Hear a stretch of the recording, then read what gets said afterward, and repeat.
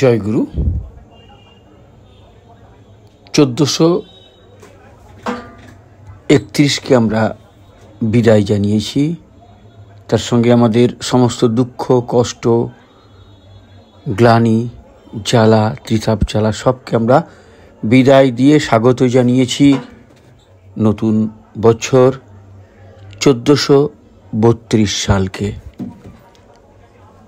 আপনারা যারা রিটার্নি YouTube channel শোনেন, সবাইকে আমার এ নতুন বছরের প্রীতি, শুভেচ্ছা এবং প্রণাম জানাই এবং আনন্দিত জয়গুরু জানাই।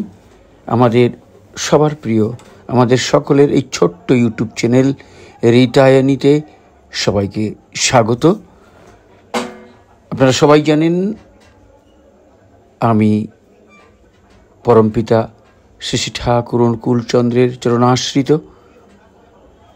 অনেকে অনেক রকম সমালোচনা করে, কিন্তু আমাদের পরমপিতা যা যা বলেছেন তার নিজের জীবনে করে দেখিয়েছেন এবং আমরা জানি আমাদের প্রত্যেকটি বাণী, প্রত্যেকটি কথা সম্পূর্ণ বিজ্ঞানসম্মত, কোনো ভাঁওতা, কোনো ভুল এক বিন্দুও নেই।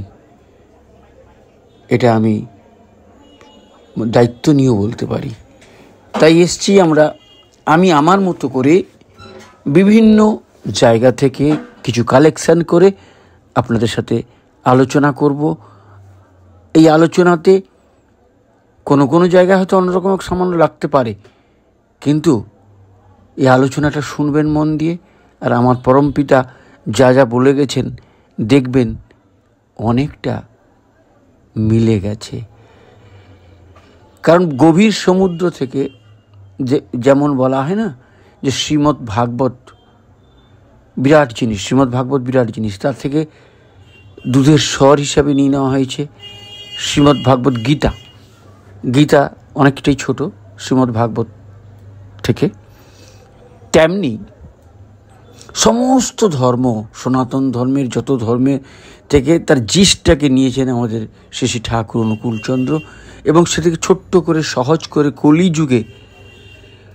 কলিযুগের কি করে পরিপালন করা যাবে এবং যেটা সহজলব্ধ এই যুগে, এই অল্পায়ু আমরা, তার মধ্যে কী করে পরিপালন করা যাবে তিনি দয়া করে সেইগুলো উদ্ঘাটন করে গেছেন। তাই তিনি এসেছিলেন। আর তার মধ্যে আমরা তো সবাই জানি আমাদের কাছে, সবার কাছে ঠাকুর যে লিখে গেছেন, শ্রী ঠাকুর আমাদের জন্য সত্যানুসরণ লিখে গেছেন, যেটা পাঠ করলে আমার মনে হয় সমস্ত শাস্ত্রের সারাংশ ওইখানেই আমরা পেয়ে যেতে পারি।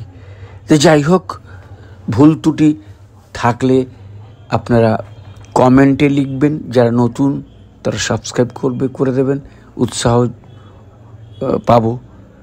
আর যদি ভালো লাগে তাহলে শেয়ার করবেন। আমি আমার মতো করে কিছু জিনিস আপনাদের প্রশ্নোত্তর আকারে আমি আলোচনা করছি, মন দিয়ে একটু শুনবেন। তাতে আমাদের অনেক সময় যাজনের তো সুবিধা হবেই টিভি ওয়ার্কের কাজে, তৎসঙ্গে তার থেকে বড় কথা আমার নিজের কাজে লাগবে, নিজে অনুভব করতে পারবো, অনুভূতি করতে পারবো, বুঝতে পারবো। নিজের বোঝাটাই তো সবচেয়ে বড় কাজ, বড় যাজন। শুরু করছি আজকের আলোচনা। আজকের আলোচনায় প্রশ্ন হতে পারে, ধর্ম কি, তার উদ্দেশ্য কি? প্রশ্ন হলো, ধর্ম কি, তার উদ্দেশ্য কি? ধর্মং তু সাক্ষাৎ ভগবৎ প্রণীতম। ধর্ম হলো স্বয়ং ভগবানের প্রণীত আইন। সেই আইন অনুসারে মানুষের চলা উচিত। শ্রীমদ্ ভাগবত গীতা হলো ধর্মের প্রাথমিক শাস্ত্র, যাতে ভগবান সরাসরি উপদেশ দান করেছেন। ধর্ম এই জগতে সঞ্চালিত হচ্ছে শ্রী গুরু শিষ্য পরম্পরার মাধ্যমে। এবং এই পরম্পরা প্রাপ্তমিমং রাজর্ষয় বিদু, এইভাবে পরম্পরার মাধ্যমে এই পরম বিজ্ঞান রাজর্ষিরা লাভ করেন। মহাভারতের শান্তি পর্বে কি বলা হয়েছে না, ত্রেতা যুগের প্রারম্ভে ভগবান বিবস্বান মনুকে ভগবত তত্ত্ব জ্ঞান দান করেন। মানব জাতির পিতা মনু এই জ্ঞান সারা পৃথিবীর অধীশ্বর ও রঘুবংশের জনক ইক্ষ্বাকুকে দান করেন। এই রঘুবংশে শ্রীরামচন্দ্র আবির্ভূত হন। সুতরাং ভগবান গীতা মহারাজ ইক্ষ্বাকুর সময় থেকে মানব সমাজে বর্তমান। গণনা সূত্রে জানা যায় 12,04,00,000 বছর আগে গীতা জ্ঞান মানব সমাজে প্রচলিত ছিল। 5,000 বছর আগে ভগবান পুনরায় সেই একই তত্ত্বজ্ঞান দান করেন। ভগবানই ধর্মের সৃষ্টিকর্তা। গীতার চূড়ান্ত কথা হল সর্বধর্মান্ন পরিত্যাজ মামেকং শরণং ব্রজ, মানে সব রকমের ছল ধর্ম বাদ দিয়ে শ্রীকৃষ্ণের শরণ নিতে হবে। মনমনা ভব, কৃষ্ণ ভাবনায় ভাবিত থাকার উপদেশ দেওয়া হয়েছে। ত্রিকালজয়ী সর্বজন বরণীয় ধর্মগ্রন্থ শ্রীমদ্ ভাগবতের সর্বপ্রথমেই বলা হয়েছে ওং নমঃ ভগবতে বাসুদেবায়। বাসুদেব শ্রীকৃষ্ণকে প্রণতি নিবেদন করা হয়েছে। পরমেশ্বর ভগবান শ্রীকৃষ্ণের আরাধনা করাই সকল ধর্মের সার। কি বলছেন? সর্বধর্ম সার ধর্ম মহাভাগবতে, ব্যাসমুনি কহিলা চিন্তিয়া লোকহিতে, স্মৃতি স্মৃতি ইতিহাস পুরাণের সার, বেদব্যাস বিচারিয়া করিলা উদ্ধার। সকল ধর্মের সার কৃষ্ণ আরাধন, মহাভাগবত বলি এই সে কারণ। কহিতে লাগিলা সুত সর্বধর্ম সার, যাহা হইতে হইব সর্বজীবের নিস্তার। সেই সে পরম ধর্ম সর্ববেদে কহে, যাহা হইতে হরির চরণে ভক্তি রহে। নৈমিষারণ্যের মহান ঋষিবৃন্দ পরম ভাগবত ব্যাসপুত্র শ্রী সুত গোস্বামীকে প্রশ্ন করেন, এই কলিযুগের মানুষ সকলেই অল্প আয়ু, কলহপ্রিয়, মন্দগতি, ভাগ্যহীন, অলস এবং নিরন্তর নানা রোগে উপদ্রুত। বহুবিধ ধর্মশাস্ত্রের বহু রকমের কর্তব্য কর্মের নির্দেশ রয়েছে, কিন্তু কলির অধঃপতিত মানুষ সেই সব সহজে বুঝে উঠতে পারবে না। তাই সমস্ত শাস্ত্রের মূল কথা বিশ্লেষণ করে শোনান, যাতে আমাদের হৃদয় সম্পূর্ণরূপে সুপ্রসন্ন হয়। উত্তরে শ্রী সুত গোস্বামী বলেন, সমস্ত মানুষের পরম ধর্ম হচ্ছে সেই ধর্ম যার দ্বারা ইন্দ্রিয়জাত এই পার্থিব জ্ঞানের অতীত পরম নিয়ন্তা শ্রীকৃষ্ণে অহৈতুকী ও অপ্রতিহতা ভক্তি লাভ করা যায়। এই ভক্তি বলে মানুষের সমস্ত অনর্থ নিবৃত্তি হয়ে আত্মা যথার্থ প্রসন্নতা লাভ করে। ভক্তি সহকারে পরমেশ্বর ভগবান শ্রীকৃষ্ণের সেবা করা হলেই অচিরেই শুদ্ধ জ্ঞানের উদয় হয় এবং জড়জাগতিক সমস্ত বিষয়ের প্রতি অনাসক্তি আসে।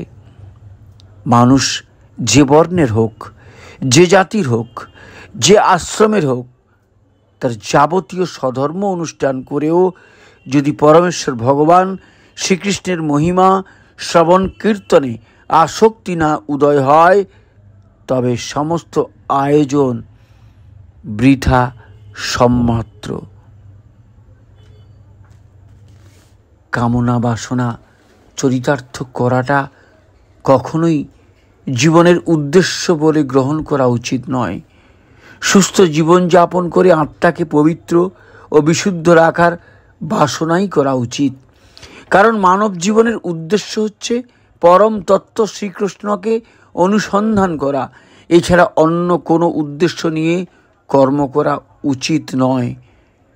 সংসিদ্ধি হরিতৌষণম, অর্থাৎ ভগবান শ্রীকৃষ্ণের সন্তুষ্টি বিধান করাই হচ্ছে ধর্মের উদ্দেশ্য। বাসুদেব পরা বেদা, বাসুদেব পরা মখা, বাসুদেব পরা যোগা, বাসুদেব পরা ক্রিয়া, বাসুদেব পরং জ্ঞানং, বাসুদেব পরং তপ, বাসুদেব পরো ধর্ম, বাসুদেব পরাগতি। বৈদিক শাস্ত্রে জ্ঞানের পরম উদ্দেশ্য হচ্ছেন পরমেশ্বর ভগবান শ্রীকৃষ্ণ। যজ্ঞ সম্পাদনের উদ্দেশ্য হচ্ছে ভগবানের প্রীতিবিধান। সমস্ত যোগের উদ্দেশ্য হচ্ছে তাঁকে জানা। সমস্ত সকাম কর্মের চরম ফল তিনি দান করেন। পরম জ্ঞান ও তপস্যার উদ্দেশ্য হচ্ছে তাঁকে জানা এবং তার প্রতি প্রেমময়ী সেবায় যুক্ত হওয়াই হচ্ছে ধর্মের উদ্দেশ্য। তিনিই হচ্ছেন জীবনের পরম গতি, পরম উদ্দেশ্য। সনাতন ধর্ম বা ভাগবত ধর্ম হল সচ্চিদানন্দময় ভগবানের নিত্য সেবায় যুক্ত থাকা।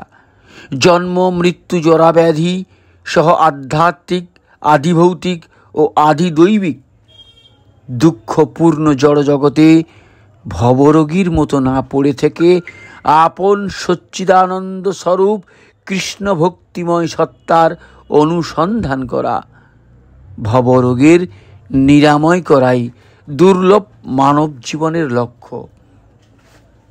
ভগবত প্রীতি, ভগবত সেবা বাদ দিয়ে জীবনের নিয়ম নীতি, ধর্মকর্ম, অর্থ উপার্জন, কামনা বাসনা চরিতার্থ ও শেষে সংসার মুক্তির কথা আমরা চিন্তা করতে থাকি। কিন্তু এ সমস্তই প্রতারণা ছাড়া আর কিছুই নয়। কৃষ্ণ ভক্তি ছাড়া ধর্ম, অর্থ, কাম, মোক্ষ হচ্ছে ছল বা কৈতব বা প্রতারণার এক ভয়ঙ্কর পন্থা।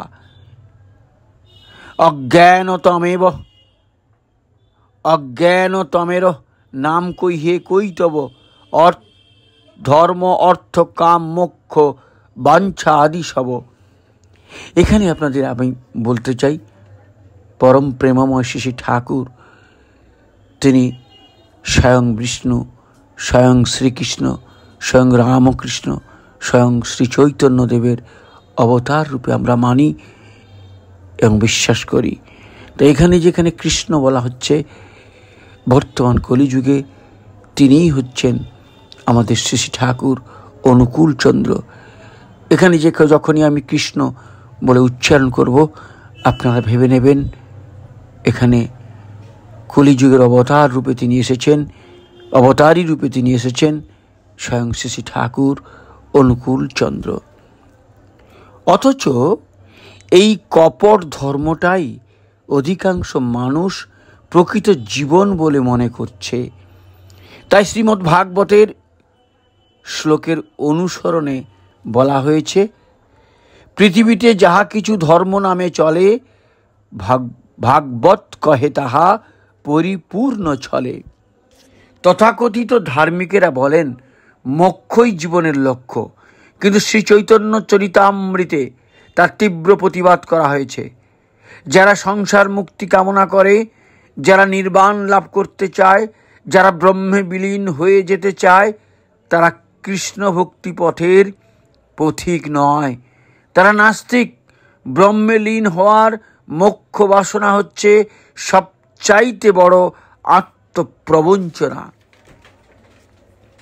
তার মধ্যে মোক্ষ বাঞ্ছা কৈতব প্রধান, যাহা হইতে কৃষ্ণ ভক্তি হয় অন্তর্ধান। যতই শুভ হোক বা যতই অশুভ হোক, কৃষ্ণ সেবার, কৃষ্ণ ভক্তির প্রতিবন্ধক সমস্ত চিন্তা ভাবনা কার্যকলাপ সে সবই তামসিক গুণ প্রভাবিত অজ্ঞানতা মাত্র। তাই শাস্ত্রে নির্দেশ আছে, কৃষ্ণ ভক্তির বাধক যত শুভাশুভ কর্ম, সেহ এক জীবের অজ্ঞানতম ধর্ম। পরম নিয়ন্তা পরমেশ্বর ভগবান শ্রীকৃষ্ণকে বাদ দিয়ে যা কিছু তথাকথিত ধর্মশাস্ত্র সবই প্রচারণা মাত্র। কলিযুগের যুগধর্ম হরে কৃষ্ণ মহামন্ত্র কীর্তনের নির্দেশ রয়েছে। হরে কৃষ্ণ মন্ত্রের সহজ অর্থ হল, হে ভগবানের আহ্লাদিনী শক্তি রাধারানী, হে পরমেশ্বর ভগবান, দয়া করে আমাকে আপনাদের পাদপদ্ম সেবায় নিয়োজিত করুন। অর্থাৎ আমাদের নিত্যস্বরূপে ফিরে যাওয়াই কাম্য। জীবের স্বরূপ হয় কৃষ্ণের নিত্যদাস। গীতায় শ্রীকৃষ্ণ বলেছেন, মামেবাংশ জীবলোকে জীবভূত সনাতন। জগতের সকল জীবই ভগবানের অংশ স্বরূপ শাশ্বত সত্তা। অতএব আমাদের সচ্চিদানন্দময় আপন সত্তার উপলব্ধি আমরা করতে পারি শ্রীকৃষ্ণের প্রতি অকপট প্রীতিবিধানের মাধ্যমে।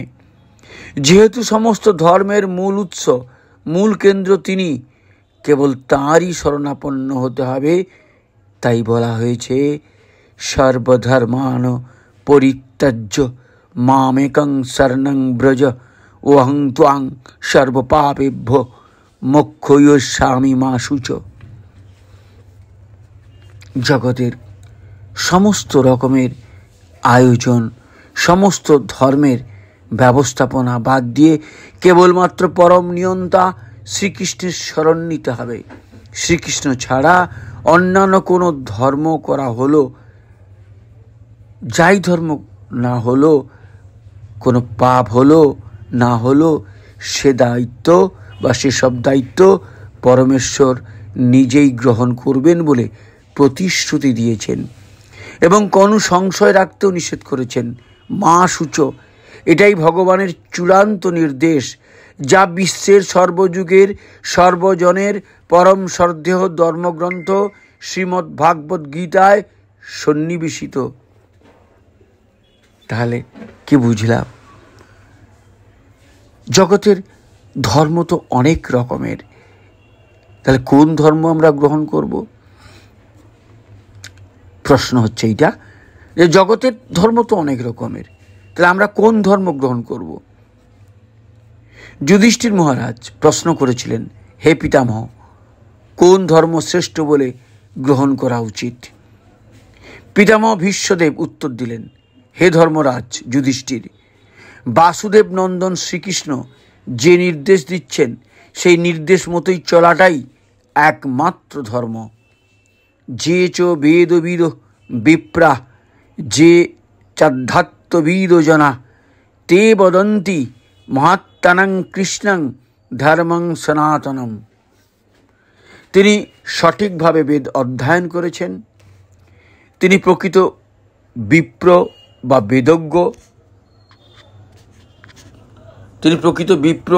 বা বেদজ্ঞ,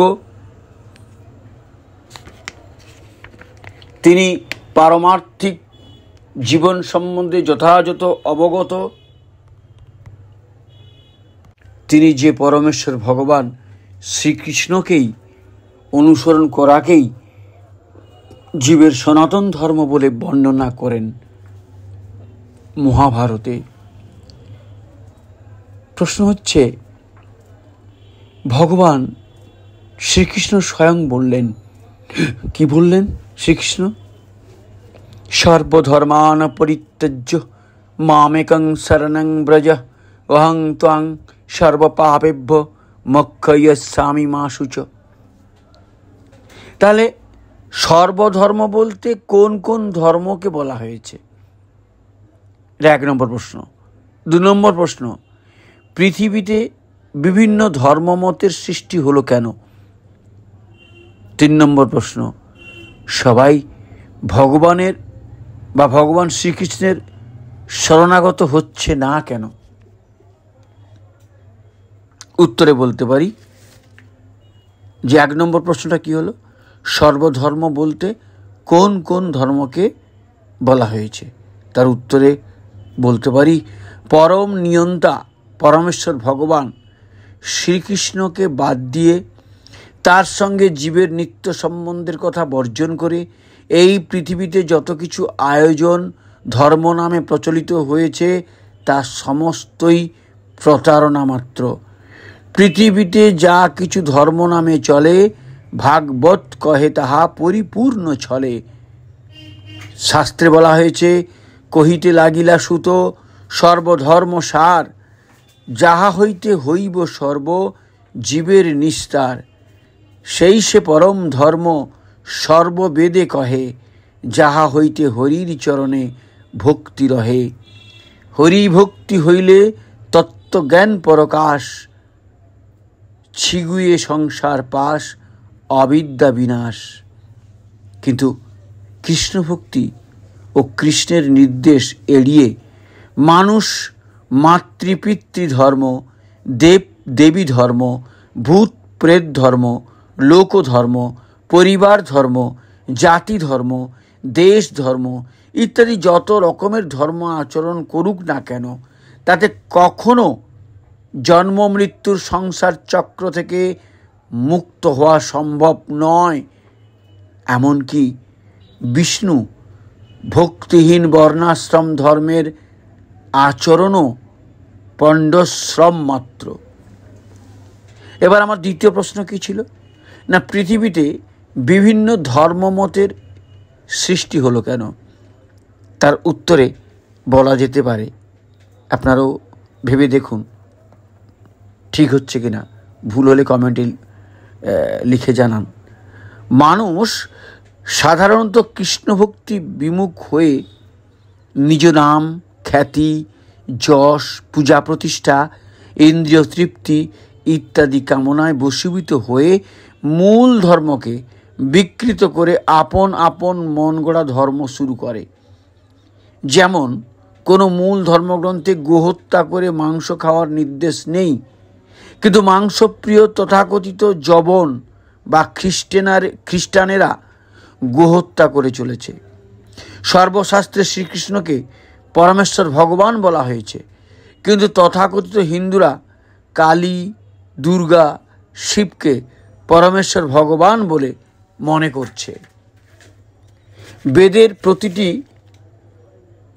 বা বেদের 3টি কাণ্ড রয়েছে, যথা কর্মকাণ্ড বা সকাম কর্ম, জ্ঞানকাণ্ড বা দার্শনিক গবেষণা এবং উপাসনাকাণ্ড বা জড় জাগতিক লাভের জন্য দেব দেবীর পূজার্চনা। এইসব কাণ্ডের মাধ্যমে মানুষ জড় জাগতিক সুখ সুবিধা ভোগ করতে পারে। যদিও কর্মকাণ্ড, জ্ঞানকাণ্ড ও উপাসনাকাণ্ডের অনুষ্ঠানে রত জড় দেহ বদ্ধ জীবেরা, সে দেবতা হোক আর পশুই হোক, যেই হোক না কেন, তাদের সকলের পক্ষেই জড়া প্রকৃতির ত্রিতাপ দুঃখ সমভাবে ক্লেশকর। তবুও তারা জড়জাগতিক ইন্দ্রিয় সুখের প্রলোভনে এইসব কাণ্ডের প্রতি আকৃষ্ট থাকে। শ্রীমদ্ ভাগবতে উল্লেখ রয়েছে, বাচানু তন্তা যদি তে জন হসিত কথং পুনঃকর্ম করতি মোহিত। হে ভগবান, আপনি যে প্রলোভন প্রদান করেছেন তা অবশ্যই আপনার শুদ্ধ ভক্তদের উপযুক্ত নয়। কেবল সাধারণ মানুষেরাই বেদের সেই সব মধুর মধুর বাণীতে মোহিত হয়ে তাদের কর্মফলের বন্ধনে আবদ্ধ হয়ে পুনঃ পুনঃ সকাম কর্মে রত হয়। শ্রীমদ্ ভগবত গীতায় ভগবান শ্রীকৃষ্ণ বলেছেন, জামিমাং পুষ্পিতাং বাচং প্রবদ্ধন্তা বিপশ্চিত, অর্থাৎ অল্প বুদ্ধি মানুষেরা বেদের সুন্দর সুন্দর কথায় আকৃষ্ট হয়ে জড়জাগতিক লাভের জন্য সকাম কর্মে প্রবৃত্ত হয়। বিশেষত বহু বর্ষ ধরে স্বর্গালোকের নন্দনকাননে আনন্দ উপভোগ করার উদ্দেশ্যে বেদের কতগুলি নির্দেশ রয়েছে। সেই নির্দেশ পালন করে স্বর্গে উন্নীত হওয়া যায়। সেই প্রলোভন অল্প বুদ্ধি ব্যক্তিদের কাছে অত্যন্ত মোহকারিণী, কিন্তু তা অবশ্যই জড়া প্রকৃতির গুণের দ্বারা প্রভাবিত হয়ে জড়বন্ধনে বদ্ধ হয়ে থাকার একটি ফাঁদ মাত্র। বিশেষত রজ ও তম গুণের দ্বারাই বদ্ধ থাকতে হয়। ফলে তারা অত্যন্ত লোভী ও কামাসক্ত হয়ে থাকে। তারা সারাদিন ও সারা রাত কঠোর পরিশ্রম করে। এক যোনি থেকে অন্য যোনিতে তারা জন্ম নিতে বাধ্য হয় এবং কোনো জীবনেই তারা শান্তি লাভ করতে পারে না। তাই বৈষ্ণব আচার্য শ্রীল নরোত্তম দাস ঠাকুর বলেছেন, কর্মকাণ্ড জ্ঞানকাণ্ড কেবল বিষের ভাণ্ড, অমৃত বলিয়া যেবা খায়, নানা জনি সদা ফিরে কদর্য ভক্ষণ করে তার জন্ম অধঃপাতে যায়। ভগবানের বিধানে আমাদের গতি নির্ধারিত হয় আমাদের কর্ম ও বাসনা অনুসারে। অমল পুরাণ শ্রীমদ্ ভাগবতে ভগবান নির্দেশ দিয়েছেন, অজ্ঞানৈবং গুণনাং গুণান দোষান ময়া দিষ্টানোপি সকান ধর্মান সন্তজ্য যো সর্বানমাং ভজেত সতু সত্তম। ধর্মশাস্ত্রে আমি যা ধর্ম বলে আদেশ করেছি তার গুণ দোষ বিচারপূর্বক সেই সমস্ত ধর্ম প্রভৃতি ত্যাগ করে যিনি আমাকে ভজনা করেন তিনি সর্বোৎকৃষ্ট সাধু। মহাভারতের নির্দেশ রয়েছে, যে চ বেদবিদ বিপ্রা যে চাধ্যাত্মবিদ জনা তে বদন্তি মহাত্মানং কৃষ্ণং ধর্মং সনাতনম। যিনি সঠিকভাবে বেদ অধ্যয়ন করেছেন তিনি প্রকৃত বিপ্র বা বেদজ্ঞ। যিনি আধ্যাত্মিক জীবন সম্বন্ধে যথার্থই অবগত তিনি পরমেশ্বর ভগবান শ্রীকৃষ্ণকে অনুসরণ করাকেই জীবের সনাতন ধর্ম বলে বর্ণনা করেন। আর আমার শেষ প্রশ্ন কি ছিল না, সবাই ভগবান শ্রীকৃষ্ণের শরণাগত হচ্ছে না কেন? তার উত্তরে আমি বলতে পারি, আর আপনারাও ভেবে দেখুন, যদি ভুল হয় কমেন্টে লিখবেন। মূঢ় ও ভোগাসক্ত মানে ভোগের আসক্ত ব্যক্তিরা সবসময় চেষ্টা করে কিভাবে বেশি করে জড় ইন্দ্রিয় সুখ উপভোগ করা যায়। দিন রাত তারা সেই চিন্তা করে। তাই ভগবান শ্রীকৃষ্ণ উল্লেখ করেছেন, ভোগৈশ্চর্য প্রসক্তানাং তয়া প্রহিত চেতসাম ব্যবসায়ান্তিকা বুদ্ধি সমাধৌ ন বিধীয়তে। অর্থাৎ যারা জড়জাগতিক ভোগ ও ঐশ্বর্য সুখের প্রতি একান্ত আসক্ত, সেই সমস্ত বিবেক বর্জিত মূঢ় ব্যক্তিদের বুদ্ধি সমাধি অর্থাৎ ভগবানের একনিষ্ঠতা লাভ হয় না। এবারে প্রশ্ন করতে পারি, বা প্রশ্ন এরকম হতে পারে যে মাতা পিতার সেবা বড় না গুরুর সেবা বড়? শ্রী গুরু গৌরাঙ্গের সেবা বড় বলেই আদর্শ মাতা পিতা সন্তানদের শ্রী গুরু সেবায় নিয়োজিত করেন। শ্রী গৌরাঙ্গ হচ্ছেন পরম পিতা শ্রীকৃষ্ণ স্বয়ং এবং শ্রী গুরুদেব হচ্ছেন শ্রীকৃষ্ণের প্রিয় প্রতিনিধি পতিত পাবন। আর আদর্শ মাতা পিতার সন্তানের সর্বাঙ্গীন কল্যাণ কামনার্থে কৃষ্ণভক্তি শিক্ষার জন্য প্রেরণা দেন। সেই সে পরম বন্ধু, সেই পিতামাতা শ্রীকৃষ্ণ চরণে যেই কৃষ্ণ ভক্তি দাতা। কৃষ্ণ ভক্তি ছাড়া পৃথিবীর কোনো কর্মই আমাদের জন্ম মৃত্যু জরা ব্যাধিপূর্ণ দুঃখ ও উদ্বেগজনক ভবদশা থেকে উদ্ধার করতে পারবে না বলেই শাস্ত্রের নির্দেশিত হয়েছে। তাই বিশ্ববিখ্যাত বৈষ্ণব কবি শ্রীল কৃষ্ণদাস কবিরাজ গোস্বামী উল্লেখ করেছেন, তাতে কৃষ্ণ ভজে করে গুরুর সেবন, মায়াজাল ছুটে পায় কৃষ্ণের চরণ। অর্থাৎ বদ্ধ জীব যদি ভগবান শ্রীকৃষ্ণের প্রতি ভক্তিনিষ্ঠাপরায়ণ হন এবং গুরুদেবের সেবা করেন, তাহলে তিনি এই মায়ার ভবজাল থেকে মুক্ত হয়ে অচিরেই কৃষ্ণ পাদপদ্ম লাভ করেন। কিন্তু সব রকম কর্তব্য কর্ম পালন করে গিয়েও যদি শ্রী শ্রী গুরু গৌরাঙ্গের সেবা না হয়, কৃষ্ণ ভজন না হয়, তবে নিজ নিজ বর্ণ আশ্রমের অহংকারে ভগবত ভজনের অবজ্ঞা করার ফলে মানুষ অধঃপতিত হয়। এই কথা শ্রীমদ্ ভাগবতে নির্দেশিত হয়েছে। চারি বর্ণাশ্রমী যদি কৃষ্ণ নাহি ভজে, সকর্ম করিতেছে রৌরবে পরিমজে। অর্থাৎ ব্রাহ্মণ, ক্ষত্রিয়, বৈশ্য ও শূদ্র যদি তাদের স্ব ধর্ম সুষ্ঠুভাবে পালন করেও, অথবা ব্রহ্মচারী, গৃহস্থ, বানপ্রস্থ ও সন্ন্যাসী যদি তাদের নিজ নিজ ধর্ম সর্বতভাবে পালন করেও কৃষ্ণ ভজন না করে, তাহলে তারা প্রকৃত অভিমান বশে উচ্চতা লাভ করেও অবশেষে পুণ্যক্ষয়ে অবশ্যই রৌরব নরকে পতিত হয়। অপ্রাকৃত ভক্তির অনুশীলন ব্যতীত বিষয়ী বর্ণাশ্রমের কোনো মঙ্গল হয় না। তাই পরম নিয়ন্তা পরমেশ্বর ভগবান শ্রীকৃষ্ণ নির্দেশ দিয়েছেন, সর্বধর্মান্ন পরিত্যেজ মামেকং শরণং ব্রজ, অহং ত্বং সর্বপাপেভ্যো মোক্ষয়স্যামি মা শুচ। এই জগতে তোমার সমস্ত মন গড়া ধর্ম, নানাবিধ কর্তব্য কর্ম পরিত্যাগ করে কেবলমাত্র আমার শরণাপন্ন হও, তাহলে সমস্ত দুর্বিপাক থেকে আমি তোমাকে উদ্ধার করব। এই ব্যাপারে কোনো সংশয় করো না। কোনো মাতা পিতা আমাদের জন্ম মৃত্যুর ভব যন্ত্রণা থেকে কখনোই উদ্ধার করতে পারেন না যদি তারা শ্রী শ্রী গুরুর নিত্য সেবায় আমাদের নিয়োজিত না করেন। কিন্তু শ্রী শ্রী গুরুর কৃপা আশীর্বাদে মাতা পিতাও আনন্দময় জীবনের সন্ধান পেতে পারেন। এটি আমাদের বোঝা উচিত।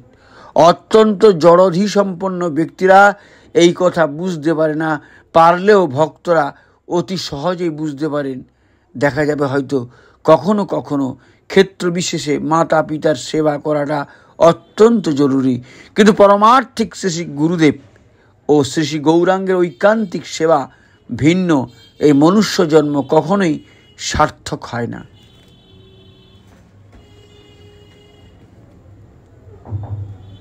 স্বধর্মে নিধন ভালো, কিন্তু পরধর্ম ভয়াবহ। ভগবান স্বধর্ম ও পরধর্ম এই দুটি শব্দ ব্যবহার করলেন কেন? স্বধর্ম ও পরধর্ম কি? এটি হলো আমার প্রশ্ন। এর উত্তরে আমি বলতে পারি, আপনারাও মিলিয়ে দেখুন, ভেবে দেখুন যে সঠিক হচ্ছে কিনা। স্বধর্ম বলতে নিজ নিজ আশ্রম ও বর্ণের ধর্মকে বোঝায়, যেমন ব্রহ্মচর্য, গার্হস্থ্য, বানপ্রস্থ, সন্ন্যাস। এই আশ্রমগুলির মধ্যে যিনি যে আশ্রমে রয়েছেন তিনি সেই আশ্রমের নিয়ম নীতিগুলি অবশ্যই পালন করে চলবেন। এবং ব্রাহ্মণ, ক্ষত্রিয়, বৈশ্য ও শূদ্র এই বর্ণগুলির মধ্যে যিনি যে বর্ণের অন্তর্ভুক্ত তিনি সেই বর্ণের নিয়ম নীতিগুলি রক্ষা করে চলবেন। ব্যক্তির গুণ, মনোবৃত্তি ও কর্মপ্রবণতা ও স্বভাব চরিত্রই তার পরিচয় নিরূপণ করে। সে কোন বর্ণের বা কোন আশ্রমের। এমন নয় যে ব্রাহ্মণ কুলে জন্মগ্রহণ করলেই ব্রাহ্মণ হবেন। মাথায় রাখুন কথাগুলো। কি বলছেন? এমন নয় যে ব্রাহ্মণ কুলে জন্মগ্রহণ করলেই ব্রাহ্মণ হবেন এবং ক্ষত্রিয় কুলে জন্মগ্রহণ করলেই ক্ষত্রিয় হবেন না, এভাবে বিচার্য নয়। শূদ্রকুলে জন্মগ্রহণ করেও কোনো ব্যক্তির মধ্যে যদি ব্রাহ্মণোচিত গুণ ও লক্ষণ থাকে তবে সে ব্রাহ্মণ শ্রেণীর অন্তর্ভুক্ত। আর ব্রাহ্মণ কুলে জন্মগ্রহণ করেও কোনো ব্যক্তির মধ্যে যদি শূদ্রোচিত গুণ ও লক্ষণ থাকে তবে সে শূদ্র শ্রেণীর অন্তর্ভুক্ত। ব্রহ্মচারী যদি ব্রহ্মচর্য ব্রতের নিয়মগুলি লঙ্ঘন করেন তবে তিনি অধঃপতিত বা গৃহমেধী রূপে নিন্দনীয় হন। কেউ যদি সারা জীবন ব্রহ্মচর্য ব্রত গ্রহণ করে পরম ধামে উন্নীত হওয়ার বাসনা করেন তবে তার সেই ব্রতের নিয়মগুলি পালন করে চলা উচিত। কেউ যদি গার্হস্থ্য জীবন গ্রহণ করে থাকেন তবে তার আত্মীয় কুটুম্ব স্ত্রী পুত্রাদির ভরণ পোষণাদি সহ সকল বৈদিক বিধিগুলি পালন করা উচিত। কে কোন গুণে কোন যোগ্যতার অধিকারী, অর্থাৎ কে কোন আশ্রমের বা কোন বর্ণের উপযুক্ত, তার নিজের মন গড়া বুদ্ধিতে বিচার না করে যথার্থ অভিভাবক ও পারমার্থিক পথপ্রদর্শক শ্রী গুরুদেবের সন্নিকটে জেনে নিতে হয়। অর্জুন ছিলেন বীর যোদ্ধা। ধর্ম সংস্থাপনের জন্য যুদ্ধ করাই যথার্থ বীর যোদ্ধার ধর্ম। যুদ্ধক্ষেত্রে সজ্জিত পক্ষ ও বিপক্ষের সকল সেনাবাহিনীর মাঝখানে এসে যুদ্ধ না করে কান্নাকাটি করে পালিয়ে যাওয়াটা কোনো বীর যোদ্ধার ধর্ম নয়। এই কথা শ্রীকৃষ্ণ অর্জুনকে জানিয়ে দিলেন। সেই ক্ষেত্রে যুদ্ধ করাটা অর্জুনের ক্ষত্রিয়োচিত স্বধর্ম, কিন্তু যুদ্ধ না করে পালিয়ে যাওয়াটা কাপুরুষের ধর্ম, অর্থাৎ পরধর্ম। অর্জুন ভাবছিলেন যে এই মহাসমরে প্রতিহিংসায় উদ্যত সমস্ত ভ্রাতা পিতামহ পিতৃব্য বন্ধুবান্ধবেরা রাজ্য ও সিংহাসনের লোভে রক্তপাত হানাহানি করে জীবন বিসর্জন দিতে এসেছে। এই সময় আমি হানাহানি কুলক্ষয় কর্মে না গিয়ে ভিক্ষুক জীবন গ্রহণ করে অন্যত্রে চলে যাই, আর বিপক্ষীয় দল হানাহানি না করে রাজ্য নিয়েই থাকুক। কিন্তু একজন বীর যোদ্ধার পক্ষে এই মনোভাবটি শূদ্রোচিত বলে গণ্য হয়, কারণ উপস্থিত বিশাল সেনাবাহিনীর মধ্যে সম্মুখ সমরে উপনীত বলে গণ্য হয়। কারণ উপস্থিত বিশাল সেনাবাহিনীর মধ্যে সম্মুখ সমরে দাঁড়িয়ে এই চিন্তাভাবনাটা ঠিক নয়, বা এই মনোভাব কখনোই শোভনীয় নয়। যুদ্ধ ছেড়ে পালিয়ে গেলে ভিক্ষুক বৈরাগী রূপে গণ্য না হয়ে কাপুরুষ হিসেবে সমাজে তিনি নিন্দনীয় হয়ে থাকবেন। পরক্ষণে সে সুতীব্র নিন্দা এবং সমাজে তার মধ্যে ক্ষত্রিয়োচিত সুপ্ত গুণ তাকে বৈরাগ্য ছাড়িয়ে বারে বারে যুদ্ধ করবার জন্যই বাধ্য করাবে। অবশেষে তিনি বৈরাগ্যের স্বস্তি লাভের পরিবর্তে যুদ্ধের উত্তেজনায় সর্বদা অস্বস্তি ভোগ করবেন। পক্ষান্তরে যদি তিনি বীরের মতো যুদ্ধ করেন তবে ক্ষত্রিয় ধর্ম রক্ষা হয়, এবং যুদ্ধে যদি জয়ী হন তবে সাম্রাজ্য সুখ ভোগ করবেন, আর যদি নিহত হন তবে স্বর্গগতি লাভ করে স্বর্গ সুখ ভোগ করবেন। দুই দিকই মঙ্গল। যেহেতু অর্জুন পক্ষ পুণ্যবান ও ন্যায়বান ছিলেন, তার স্বর্গগতি লাভ করতে কোনো বাধা নেই। তাই বলা হয়েছে স্বধর্মে নিধনং শ্রেয় পরধর্ম ভয়াবহ। যদিও বা এই যুদ্ধে বহু বীরের মৃত্যু হবে এবং তাদের পত্নী পুত্র মাতা পিতার আর্তক্রন্দন শুরু হবে, তাই এই স্বধর্ম আচরণটির মধ্যে অনেকেই অনেক কিছু দোষ দেখতে পাবেন এবং আক্ষেপ প্রকাশ করবেন। তবুও এই স্বধর্ম অনুষ্ঠান করতে হবে। দোষযুক্ত স্বধর্ম অনুষ্ঠান করাই ভালো। এত কিছু বলার পরেও আমাদের জানতে হবে যে স্বধর্মটাও বড় কথা নয়। ব্রাহ্মণ, ক্ষত্রিয়, বৈশ্য ও শূদ্র এবং ব্রহ্মচারী, গৃহস্থ, বান, প্রস্থি, সন্ন্যাসী তাদের নিয়ম নীতিগুলি পালন করে চললেও যদি তাদের পরমেশ্বর ভগবান শ্রীকৃষ্ণের শ্রীপাদপদ্মে মতি না হয়, যদি তারা ভক্ত না হন, তবে তাদের সেই সমস্ত সুন্দরভাবে অনুষ্ঠিত স্বধর্ম অর্থহীন হয়ে বলে বিবেচিত হয়। শ্রীমদ্ ভাগবত গীতায় ভগবান শ্রীকৃষ্ণ তাই অর্জুনকে চূড়ান্ত উপদেশ দিচ্ছেন, সর্বধর্মান পরিত্যাজ্য মামেকং শরণং ব্রজ ওহং ত্বং সর্বপাপেভ্যো মোক্ষয়স্যামি মা শুচ।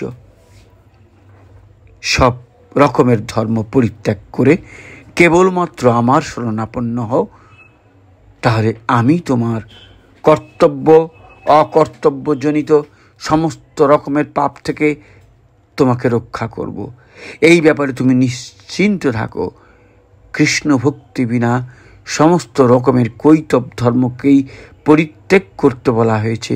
সেই জন্য শ্রীল কৃষ্ণদাস কবিরাজ গোস্বামী বলছেন, চারি বর্ণাশ্রমী যদি কৃষ্ণ নাহি ভজে, স্বধর্ম করিতেও সে রৌরবে পরিমোজে। তাই আমাদের স্বয়ং বিষ্ণুর অংশ শ্রীকৃষ্ণের অবতার শ্রী ঠাকুর অনুকূলচন্দ্র আমাদের পরম গুরু, পরম পিতা, তাঁর অনুসরণ করতেই হবে। আপনি যে আশ্রমে থাকুন না কেন, যে কুলে জন্মগ্রহণ করুন না কেন, আপনাকে অবশ্যই কৃষ্ণ ভজন এবং গুরু ধরতে হবে। অন্যথায় জন্ম জন্মান্তরে নানাবিধ জানা অজানা পাপ কর্মের ফল থেকে উদ্ধার পাওয়া কোনো উপায় থাকবে না, যার ফলে নরকগতি লাভ করে দুঃখ যন্ত্রণা ভোগ করে চলতে হবে। তাই পরম নিয়ন্তা পরমেশ্বর ভগবান শ্রীকৃষ্ণ বলছেন, তার শরণাগত ভক্তকে তিনি নিঃসন্দেহে রক্ষা করবেন। ভক্তপ্রবর শ্রী উদ্ধবকেও ভগবান শ্রীকৃষ্ণ বলছেন, আজ্ঞায়াবং গুণান দোষান ময়া দিষ্টানপি সকান ধর্মান্ন সংস্তজ্য য সর্বানমাং ভজিত স চ সত্তম। ধর্মশাস্ত্রে আমি যা ধর্ম বলে আদেশ করেছি, তার দোষ গুণ বিচার করে সেই সব ধর্ম প্রবৃত্তি ত্যাগ করে যিনি আমাকে ভজনা করেন, তিনি সর্বশ্রেষ্ঠ সাধু। শ্রীমদ্ ভাগবতে শ্লোকে বলা হয়েছে, নির্দিষ্ট বর্ণে নির্দিষ্ট আশ্রমে অবস্থিত ব্যক্তি স্বধর্ম অনুষ্ঠান করে গেলেও যদি নিজ নিজ ধর্ম ও আশ্রমের অহংকারে শ্রীহরির ভজনে অবজ্ঞা করে, তবে সে সস্থান ভ্রষ্ট হয়ে অধঃপতিত হয়। তাই হরিভজনই আসল ধর্ম, আর সব ভয়াবহ। হরিভজনই সনাতন জীবের সনাতন ধর্ম। একমাত্র হরিভক্তি ছাড়া জগতের সমস্ত ধর্মই কৈতব ধর্ম। কারণ হরিভক্তি ছাড়া কোনো ধর্মই এই জড় জগতের বদ্ধ জীবকে চিরতরে উদ্ধার করতে পারে না। মনুষ্য সমাজে যে হিন্দু ধর্ম, মুসলিম ধর্ম, খ্রিস্টান ধর্ম ইত্যাদি কথা অধিকাংশ মানুষ ব্যবহার করে চলেছে, সেগুলি কোনো ধর্ম নয়, সেগুলি নিছক মন গড়া মতবাদ মাত্র। আমরা হিন্দু, মুসলমান, খ্রিস্টান যাই হই না কেন, আমাদের হরি ভজন করতে হবে। তাছাড়া এই কলিযুগে আদর্শ বর্ণাশ্রমী প্রায় নেই বললেই চলে। কলিযুগে সবাই শূদ্র, কলৌ শূদ্র সম্ভবা। কিন্তু বুদ্ধিমান ব্যক্তি মাত্রই হরিনাম সংকীর্তন ধর্মকে আসল ধর্ম বলে গ্রহণ করে চলবেন। সংকীর্তন প্রায়র্যন্তি হি সুমেধস্য। হরিনাম ভজনে যদি রুচি না থাকে, তবে মানুষ জীবন নিরর্থক এবং তার মধ্যে আর সেই অবস্থাই ভয়াবহ। হরিভক্তিহীনতাই আমাদের জাগতিক দুঃখের কবলে জন্ম জন্মান্তর ধরে বন্ধ রাখবে। এই আমাদের নির্মল চিত্তে কীর্তনীয় সদাহরি, হরে কৃষ্ণ কৃষ্ণ কৃষ্ণ হরে হরে, হরে রাম রাম রাম হরে হরে। আরও অনেক কিছুই আলোচনা ছিল, কিন্তু ভিডিওটি অনেক বড় হয়ে যাচ্ছে, তাই আজকে এখানে রাখলাম। আবার পরে যেদিন আসবো, আবার নতুন নতুন প্রশ্ন নিয়ে আপনাদের সামনে হাজির হব, আলোচনা করব। ভালো যদি লাগে তাহলে অবশ্যই যারা সাবস্ক্রাইব করেননি করবেন, সবার জানার জন্য শেয়ার করবেন। ভালো লাগুক মন্দ লাগুক কমেন্টে অবশ্যই লিখবেন, একটু কষ্ট করে, তাহলে সংশোধন করতে পারবো। জয় গুরু, সবাই ভালো থাকবেন। পরম পিতার আতুল চরণে আপনাদের সবার সার্বিক মঙ্গল প্রার্থনা করি। বন্দে পুরুষোত্তমম।